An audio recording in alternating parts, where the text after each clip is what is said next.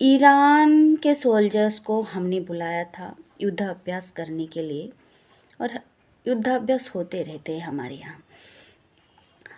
और उसमें हिंद महासागर में कहा जा रहा है कि ईरान का नेवी का जहाज जब युद्ध अभ्यास करके लौट रहा था तो उस टाइम पे अमेरिका ने उस पे अटैक किया और उसमें 100 से ज़्यादा सोल्जर मारे गए। अब ये नहीं पता कि वो जहाज़ हमारे एरिया में क्षेत्र में उड़ाया गया या हमारे क्षेत्र के बाहर उड़ाया गया, वो बात अलग है। लेकिन उन सोल्जर्स को हमने बुलाया था युद्ध अभ्यास के लिए। हमारा एक नारा था, हमारे देश की एक परंपरा थी, अतिथि देवो भव। हमने उस नारे का तो पालन किया ही नहीं, वो परंपरा तो हमने तोड़ दी। हम कह रहे कि हमारे क्षेत्र में ये हमला नहीं हुआ।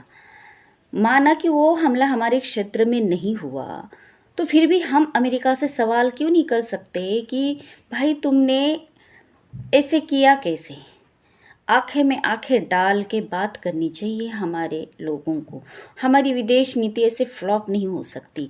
ये तो वही हो रहा है कि एक ही देश अगर किसी और देशों के डिसीजंस ले रहा है तो इसका मतलब यही हुआ कि हम 21वीं सदी से सीधे 16वीं सदी में जा रहे हैं। मतलब गुलाम बन रहे हैं क्या हम लोग?